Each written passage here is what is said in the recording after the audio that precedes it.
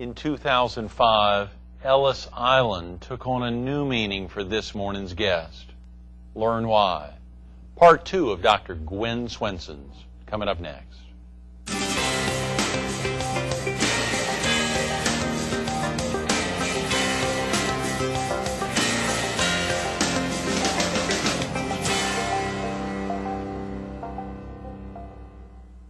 Good morning. Welcome to Carolina People. This morning we're at grassy Granite and Marble on the frontage road off Highway 544 between the Intercoastal Waterway and South Carolina 31. We're focused on a true Carolina person, Part 2.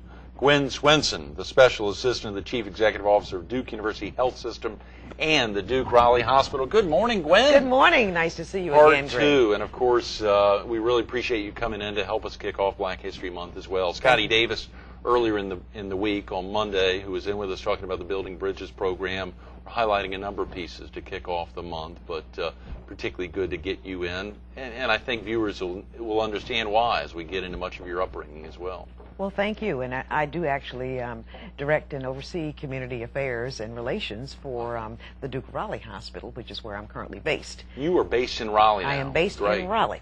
The Duke Medicine system is comprised of 3 major hospitals, which is the Duke University Hospital, that's an academic medical center located in Durham, Durham Regional Hospital, and which is the community hospital in Durham, and then the Duke of Raleigh Hospital, which was formerly known as Raleigh Community. Now it is known as Duke Raleigh Hospital. So there are 2 community hospitals, one in Durham and one in Raleigh, that Duke has really overtaken, or are now part of the Duke. Duke leases the Durham Regional from Durham County, and manages Durham Regional, and Duke purchased Duke Raleigh Hospital about a decade ago. It's 186 bed full, full facilities are available for inpatient and outpatient care. There's some tremendous health care in the Triangle, though. They're across the board, both tied to Duke and not tied to Duke. It's a great area to be. And it's a pleasure to be back at Duke. I was on the university side at one time as Associate Dean of the Law School and as an alumna of the Law School. And now it's a pleasure to be a part of the Duke Medicine community because health care is, as you pointed out, Greg, a vital issue for every person in this country. Absolutely. Here on January 10th, when the Republican candidates were in town in Myrtle Beach, doing prior to their primary, and then last Monday, the 21st, the celebration of Dr. Martin Luther King Jr. Day, when the Congressional Black Caucus Institute and the Myrtle Beach Area Chamber of Commerce teamed up. I watched them on to TV. Host. Did you watch it on CNN? I certainly did. Were they great? Boy, they were wonderful, and they were very spirited debates, were they not? All 3 of the candidates, very spirited. Of course, a former Tar Heel U.S. Senator and a South Carolina native son, and then Senators Barack Obama and Hillary Clinton, who are 2 superstars. All 3 of them really get you excited. My father, whom we talked about yesterday, we'll talk a little bit more about today, came down for the debate and really got a kick out of all the activities leading up to it. He never seems to miss a beat when it comes to being right in the middle of the action. Yeah, Gwynn. That's right. Absolutely. He's enjoying this right now. I wish our signal reached up into the Triangle where my parents live, there in Durham, and where you are in Raleigh, but he'll have to watch it on the internet on CarolinaPeople.com next week sometime when it goes up. We talked about your upbringing there in Belhaven, in Beaufort. Is it Beaufort? It is Beaufort County. Beaufort County, I got it. Not, of course, as you know, here in the Palmetto State, people talk about Beaufort County. Right. Yeah. Well, thank you very much for getting that right. I got it right. I'll probably get it wrong in a few minutes. So get it right now. And as we think about it, we talk about your parents who were both educators, but a lot of folks wonder what prompted them to even contemplate sending you off since they were both educators. I think you said yesterday your mother's a 3rd grade teacher and your father a principal, a high school principal. How could you have gone off to prep school or to a Quaker school there? It was a prep school, and it was necessary to protect my security and my safety. Because right after the Supreme Court decided to move with all deliberate speed to integrate the schools in the South, my parents were asked by the superintendent of Beaufort County Schools to be the first principal to accept a white teacher at his school, and Mother was asked to be the first African-American teacher, then Negro teacher, she was called, to go to the white school. So consequently, when my parents were asked to really be the, I guess you would call it the pioneers, to desegregate the schools in our county, crosses were burned on our front lawn. On your front lawn? Yes, and threatening phone calls were made continuously. And threats were made on my parents' lives and on mine. So in order to ensure my safety, they sent me up north, as they called it, up north, to the great state of Maryland, which was a part of the abolitionist movement historically. And I went to a Quaker boarding school, and they liked the philosophy of the Quakers, which is what attracted them, which is a pacifist philosophy, as you know. And so consequently, at the tender age of 13, off I went to Sandy Spring Friends School in Sandy Spring, Maryland. Yes. Son of a gun. Right outside of Washington, D.C. It's affiliated with Sidwell Friends. When we think about that at age 13, where there be threats on your life, of course we can understand about your parents as adults, but on your life. Oh, absolutely. Because you think about it, your child is probably your most vulnerable point, isn't it not? Right. Your family is where you're most vulnerable. So my father's family was threatened, my mother and myself. And so they agreed to send me away to school. And of course I would have led a very isolated life in order to protect me. I really wasn't able to do what a typical child would be able to do. You know, hang out in the front yard and play jump rope and hopscotch and all that. I couldn't do it anymore. And so I had lost my childhood. Wow. Part of my childhood was lost to desegregation. But it was well worth the fight, and it was worth what my parents agreed to do. Yes, yes. So, how about for your parents after you went off? Were there, I suppose there were continued threats? Yeah, that went on and they didn't on talk about it very much. And they protected me from it, and that was part of the reason for sending me away. They came up to visit me. I came home only on holidays and stayed pretty much on my grandparents' farm. And as things cooled down, this was the mid-'60s. Right, I was about to say, I hate to date you there, but that's all right. You've kept your youth very, very I'm soon well. to be 55, and I'm hate very to even think about you having daughters in their mid-20s. It's almost unimaginable there, But in any event, I think I'm a different person because I went away and I left the South, the traditional South, at a very young age. I didn't come back to North Carolina until I was grown and had, I think I had the first child, and the second one, Robin, was on the way. So Jamil had been born and Robin was on the way when your father enticed me to consider coming back home. To see what kind of a contribution I might be able to make at Duke or in the communities throughout North Carolina. So it was really his vision, to be honest with you, and persuasiveness. I love it. Well, we've seen that persuasiveness. Yeah, you know what I'm talking about. Yes, he's very persuasive. And he is one of my great role models and truly a very, very dear friend of well over 30 years. You've got some tremendous role models, and we want to highlight some of those. But our director, after your interview yesterday, asked this simple question, and viewers, if they missed you yesterday, may not understand the significance, but did your daughters get high school diplomas? Did they actually? Yes, you prompted me to reveal a family secret, which Daddy, if he were living, would be absolutely horrified about. Mortified that I told that I'm a high school dropout in your show yesterday morning. But to follow up, that's a very good question that you asked. And they both have high school diplomas, and they both are graduates of parts of the UNC system. Is that right? NC State is where my daughter Robin recently graduated with a degree in English and a minor in African American Studies. And my daughter Jamil graduated from UNC at Chapel Hill, and she has a bachelor's in political science. Is that right? Yes. Great. Wow. And a I'm very proud of both of those for young political ladies. Science, and of course NC State with so many great. We talked yesterday about the basics of English when you were highlighting some of your speech writing prowess under former Attorney General and now Governor of North Carolina. And thank goodness I learned to diagram sentences too before I dropped out of high school. That's right, before you got out. I love it. Well, you highlighted that yesterday, so going to Maryland and of course then to Antioch in Ohio and then back to Washington for law school. Antioch had their law school there in Washington, which is a great connection. And it's now the University of the District of Columbia now. So oh, it is? Okay, great. So it's expanded. It went from being private to public, which is very rare. Boy, that is. Yes. That is. One of the great stories you shared off camera yesterday, Gwen, we want to get into that, was how you actually moved from the Attorney General's, one of the higher ranks there, into becoming the Secretary of Administration. Yes, into his cabinet. Exactly, into his cabinet. I saw there the first, the second African American woman in a governor of North Carolina's executive cabinet, and the first female African American baby boomer to serve, obviously, in the cabinet level in North Carolina history. That's correct. Big deal. That is correct. And thank you for having me on for Black History Month. Yes. And I never ever dreamt that I would be a person who would serve at that level of government, at the executive level. Right. It was indeed a privilege and an honor to have had the opportunity to do so for the 5 years that I did. Oh, yeah. And it is an interesting family kind of story about Governor Easley and myself and how I came to serve in that position. And I know we're short on time, so no, we've got time today. Tell you briefly how this occurred. In 2000, when the governor was elected, I was asked to be on the transition team.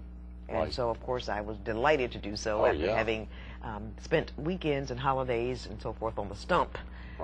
Supporting his candidacy, because you didn't, as a public servant, I didn't do that during office hours. During office hours. That's right, when I was working for him as Attorney General.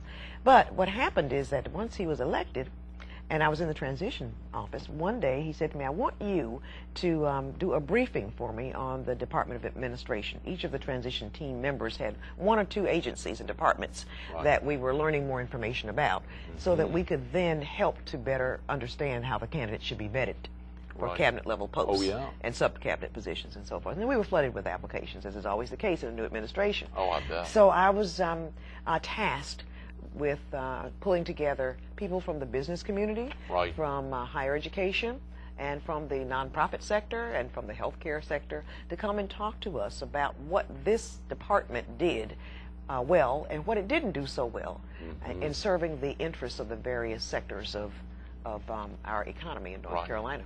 And so I did that, and I had the opportunity to meet people from all walks of life and all stages at that time. And I learned more about the agency. I learned that the department itself was started in 1957, and actually what it does is it operates similar to General Services Administration for the federal government. It runs the business operations for government. So it functions as, for example, the real estate broker and all of the purchasing, selling, and leasing of properties owned by the state. By the state. Yes, and it also handles the bulk of the purchasing that is done for the state. I was amazed to see, Gwynn, $136 million annual budget there, upwards of 750 state employees that are under the Department of Administration, a tremendous responsibility. With a little engine that does well. That's a small department compared to the Department of Corrections I understand. and Health and Human Services that has maybe 16, 18,000 employees. But your tentacles, I mean, in those instances, they'd be all focused on one thing. Your tentacles are spread out in Veterans Affairs, and as you mentioned, the real estate broker, essentially at a historically whole underutilized litany. businesses. If we had 3 hours, we could go into all of the different aspects of that. And just what it was described as is the business manager for the state of North Carolina. Wow. So I oversaw the business operations, as I said, and I think one of the most exciting dynamics there was working with the Office of Historically Underutilized Businesses and helping women and minorities and disabled people and veterans to get their businesses up and running and to do business with the state, to get more contracts with the state.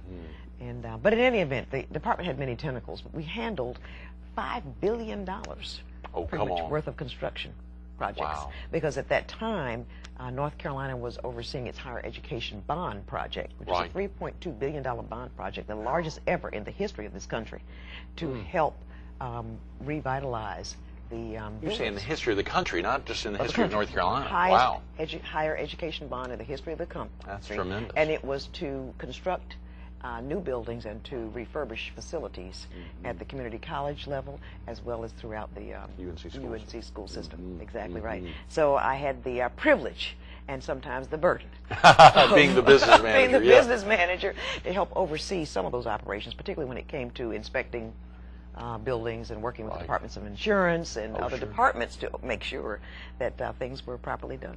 And the UNC system, of course, had its own independent authority to do some contracting, but there were things that the Office of State Construction, which was housed in the Department of Administration, always had to sign off on.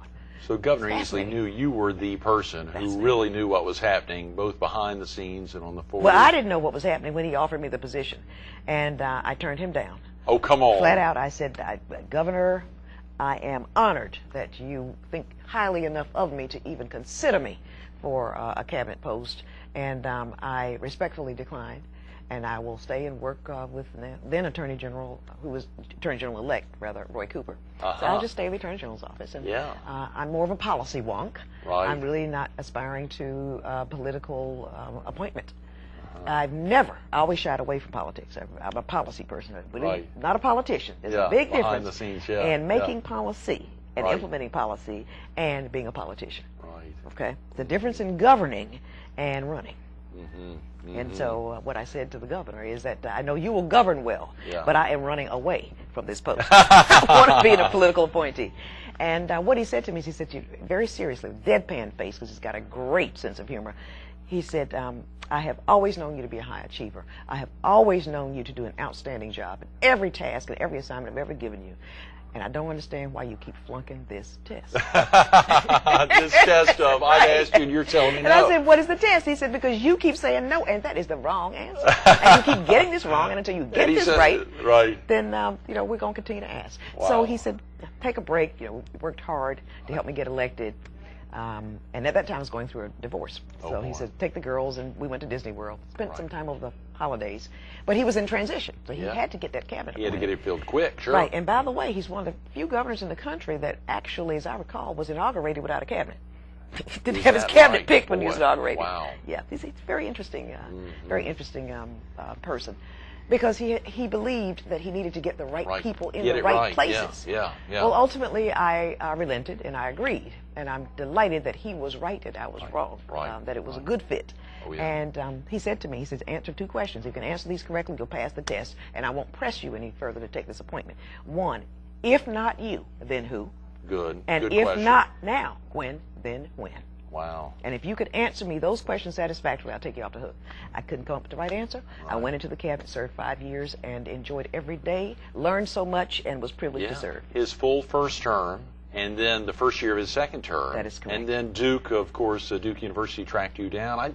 Actually, you mentioned again yesterday after the interview that the exciting thing that I think it tied into your the Ellis Island Medal of Honor. It did. Which you achieved in 2005. Received in 2005. That Duke really got their claws on you, pulled you out of pulled me back governor. home again, because that's my alma mater. Yes. And to make that story succinct, if I may. No, please, sure. In 2005, I was nominated for this award that I wasn't even familiar with. It's called the Ellis Island Medal of Honor. So I went on the internet to find out what it was about. And it is akin to the Congressional Medal of Honor, which of course goes to people in the military. Oh, yeah. This is the civilian version. So it is not comparable to, but it is somewhat akin to the Congressional Medal of Honor. And what it is designed to do is it bestows upon people who have contributed to racial harmony and to the ethnic diversity of the wonderful tapestry and mosaic of this country. That the diversity is what makes us great and makes us strong. And it is not the differences that should divide us. And so, hence, we're a stronger nation because you have people who have helped to promote racial harmony and ethnic tolerance. Hence, church burnings. No tolerance for this kind of what racial hatred. You stressed yesterday, the governor usually has zero tolerance so for it was that kind of work that ultimately I was recognized for. And in fact, interesting that you should ask, the governor was nominated and declined. And recommended that I should be the person to be recognized. So and give him credit for that. He had no idea that Duke would then learn more about you, and of course, that by him opening the door for you to receive the award. He opened the door for me to receive the award. That would help you get out of his administration. I'm sure he didn't like that in the end. He didn't, but I was nominated by Sir Peter Romery, who's a practicing lawyer in Greenville and now at East Carolina University, another one of the 16 constituent institutions. And on stage, under the Statue of Liberty, with fireworks going and so forth, we got this beautiful Medal of Honor. Oh, yeah. And there was a gentleman there named Dr. Victor Zhao, who had just taken a position as Chief Executive Officer for the Duke University Health System, which has now been rebranded and is called Duke Medicine. Duke Medicine. And he's also the Chancellor for Health Affairs for the Duke University Medical School. So in any event, I met Dr. Victor Zhao on Ellis Island. When we both received the honor. What a tremendous. Together, and I met his wife and family at dinner. And he says to me, he says, so what do you do? I read that you, in your bio, that you work for the governor. How long have you done this? And I said, well, basically 12 years. 8 as Attorney General and whatever. He says, well, I want you to join my team. And I thought he was just being nice to me. I said, well, that's good. Yeah, like family talk. Pleasure meeting you, Dr. Zhao. Wish you all the best of luck, because he was transitioning down from Harvard at the time. Hadn't been in the area very long. Right. And so I said, well, let's get together, and if there's anything that I can do to be of help to you, I'd love to introduce you to Governor Easley. So to make a long story short, he hired me. Wow. Wow. Gwynn. Yes. I think that is. And I think that actually, again, you never know. Right. When you meet people, as my mother and grandmother always said, role models in my life too, they always said it pays to be kind and gracious. So. When we got about 5 minutes and used those words yesterday, isn't that who we are? In talking about the Ellis Island Award, the tremendous honor. It is who we are, Greg. Yeah. And explain that. Isn't that who we are when you say that as it relates to you mentioned the Native American, the immigrants coming in, of course. Talking about the immigration issue in the context of today's politics, basically, and the presidential election, as well as at the state level, because we're going to be electing a governor to succeed Governor Easley this year, as a matter of fact. So immigration is a huge issue. Mm-hmm. We have an ever-increasing immigrant population that is growing in North Carolina exponentially in the Hispanic population. And what I was reflecting upon with Ellis Island was that when I stood under the Statue of Liberty and got that really incredible honor bestowed upon me, what it caused me to reflect upon is that this nation is pretty much made up of three groups of people. One are the Native Americans who were here, because they are Aboriginal. I mean, they own the land, obviously, before America was so-called discovered. Then secondly, the slave population that was brought over from Africa. These are my ancestors who helped to build this country. And then they were brought over by immigrants who came looking for a better life in this country. So isn't that who we really are? Isn't that what we're really all about? And we need to get this right. We've done a good job of it so far. And I am confident that we will do a better job now as we face this immigration issue. Let's pray you're right. Let's pray you're right. I just want the candidates to get focused on the issues and stop digressing. The acrimony distracts and I think takes away from the discourse. We saw that in the Palace Theater on January 21st. It's a tough thing to see it live, I'm sure, for the 5 million plus folks watching it on CNN. It was very exciting. It was very exciting. We just got a couple minutes. We think about role models. Obviously, you mentioned some of your childhood role models. You mentioned Dad. I mentioned your dad as a professional role model, and then Togo West. And Togo West, of course, who you spoke about yesterday. What is it about my father, about Robinson Everett, that would engender you to say that? Well, interestingly enough, and I'll just say after the Shaw versus Reno litigation and the Supreme Court decision striking down the 12th District, et cetera, and on and on, there was a certain amount of discontent with your dad among those African-American leaders who felt that it was not a fair position for him to take. What I admire most about your dad, among many things, is his commitment to doing the right thing as he sees it, regardless of whether it is unpopular or whether others will disagree with him. He believes what he believes, and he does it for the greater good, not for self-aggrandizement or self-promotion. And those are admirable traits. So that's part of the reason he's my role model. The other thing is that he's an only child like I am. He grew up in a different generation, but he is such a visionary. And I would say now that I can barely keep up with him. When I see him. I'm still struggling to keep up with the pace. Again, the same thing he says about you, and as you know, next month, March 18th, will be his, 80th birthday. We'll be celebrating 80 years, and as you know, he joined the Duke Law faculty, where you spent many years, and of course now have a continued deep connection. In 1950, was there 5 years, and then left and came. Was there for 1 year, left for 5 years, came back in '56, and has been there continuous since. When I met him, he was commuting back and forth from D.C. From D.C. when he was on the military court. And my birthday is March 10th, and I'll be 55. So we had actually talked about celebrating together. Good idea. We can wrap that in. That's another thing that we have in common. We both have the same astrological sign for whatever that might be. Absolutely. When do you miss holding public office? I miss the people I've met. I had a chance to visit most counties in the great state of North Carolina, not all 100, but very close to all 100 of them. And what I miss is having the opportunity to take government to the people. I had a radio show. Did you really? Yeah, I had a radio show, and I loved it. It was called The Secretary Speaks. Wow. And so I got a chance to share with the listening audience tidbits and facts about government that they wouldn't have otherwise known. On the UNC radio system. It was actually on State Government Radio. It's called stategovernmentradio.com, and it's some of the shows are still streamed on there. Oh yeah, absolutely. But I enjoyed connecting with the people of the state. I did not enjoy the loss of my privacy. And what I like about being back at Duke and being a part of the Duke Medicine community is that I get to promote health care, but at the same time in the community, but I get to continue to connect with members and, constituent groups in the community, but I get to have my own privacy back. And Gwynn, what do you think lies ahead?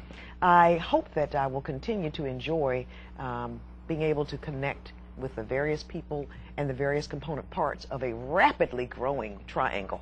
Because, as you know, it's one of the fastest growing places in the country. Oh, yeah. Over 100 people a day move into Wake County alone. That's amazing. And so I hope that I will continue to be able to serve the community at the Duke University Health System, now Duke Medicine, in ways that will help people to make sure that they take better care of themselves and live healthy lives and make healthy choices. Those are great words. Gwynn, thanks so much for being with us this morning. Thank you, Greg. Absolutely. Stay tuned to more Carolina People with Dr. Gwynn Swinson coming up next. Think about that terrible pain for a set of parents in the mid-60s having to decide between the love of their own child and helping to raise them, training up a child, and the desire to remain progressive and to help integrate the schools there in Beaufort County. Think about that pain, having to make a decision. It turned out obviously very well as their daughter headed to Maryland and then to Ohio and then back and continued a tremendous role herself, a role model that we recognize not only in her award there at Ellis Island in 2005, but her series of awards year after year in making a difference for the citizens of North Carolina, the citizens of America. But take the time to think about it now, making a difference for the health and the health care there in North Carolina with Duke Medicine and her tremendous role today. Learn more about Gwynn and Duke Health. Go online and check out Duke Medicine.